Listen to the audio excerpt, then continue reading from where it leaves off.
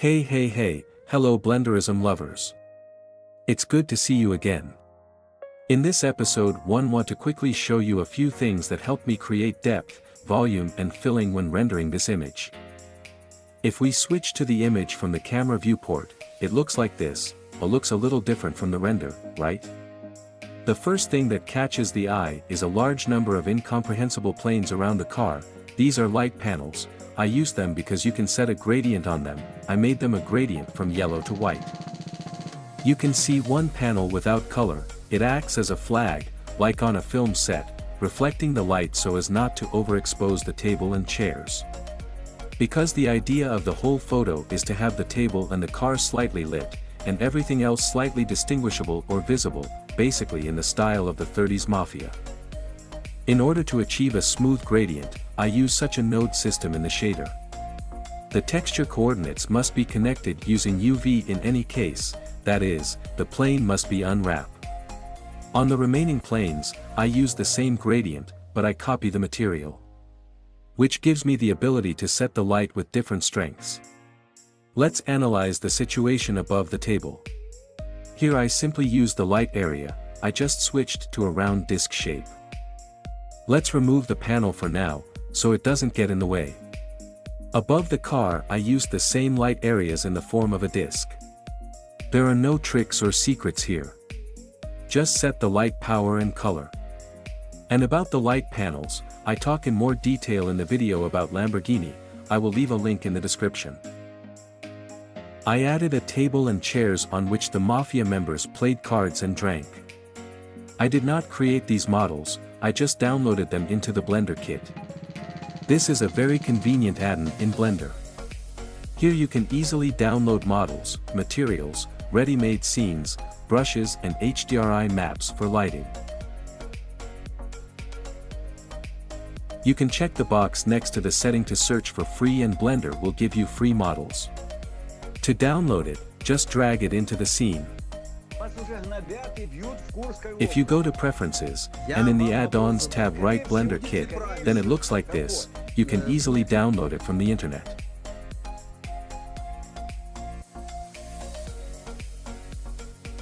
This way I downloaded the toolbox, the door in the background, the electrical panel, and the tree was in my asset library. Also, to make the image more voluminous, I created smoke from the exhaust pipe. I used a plane as an emitter and smoke descender. I didn't change the settings, I just applied a quick smoke effect. I changed the size of the domain cube. I set the smoke resolution to 64, and left the temperature at 1 so that the smoke could rise up. I also used turbulence to create a waviness effect in the smoke. I set the turbulence strength to 10. I also used a wind with a force of 2 to slightly move the smoke to the side. After which it remained to run the simulation and choose the right moment for me, or rather the frame on which the smoke is located as I need. I set the smoke density to 8, well, if required, you can adjust the color of the smoke until it suits me. The next element is the floor material that I want to show you. The fact is that I used a noise texture here with these settings in order to create the effect of a dirty floor and very slightly shiny concrete.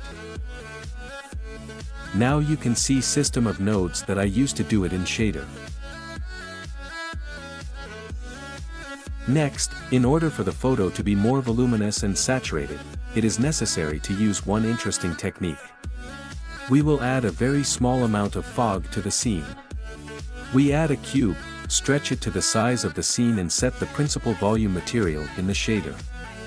And set the density to 0.05, usually, depending on what your price is, this setting changes from 0.01 to 0.1. I set anisotropy to -0.12. Next, the camera settings. I set the perspective mode. I set the lens width to 70mm so that there was no lens effect. I set the f-stop to 5 because I do not need the blur effect. I set the depth of field to relatively empty, which is in the middle of the car.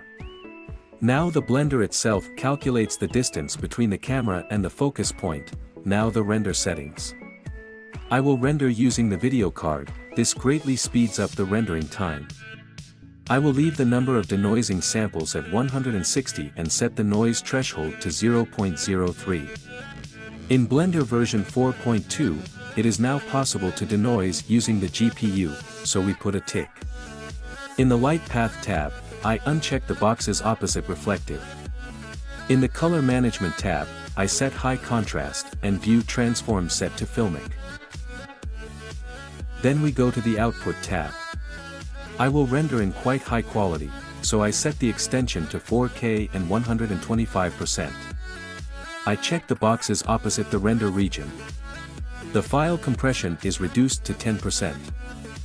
Now I check the boxes next to all these settings. You will understand why I am doing this in a moment. Since I turned off the combine mode and turned on all these checkboxes. This way we disassembled the future image into parts. Let's quickly finish with the world settings. Everything is simple here. I completely turned off the light and set the color to black. In the sampling setting and leave it on manual mode, this also greatly speeds up the rendering speed. Now I want to show you the settings in compositing. All parts of the image that we divided must be denoised and put back together. The Mix Color node will help us with this, which we switch to the Multiply mode. And then to combine them we use the Mix Color node but already in the Add mode. And as a result, we should get this as the system of nodes. This is a powerful noise reducer that I have already used more than once in my projects. It has proven its level more than once. Well, after a few manipulations in Photoshop, I got this image. That's all. Don't forget to check the subscription, like, write comments. And as always, learn hotkeys. They will make your life easier. Take your time, try different settings and pray for Ukraine. Thank you, bye.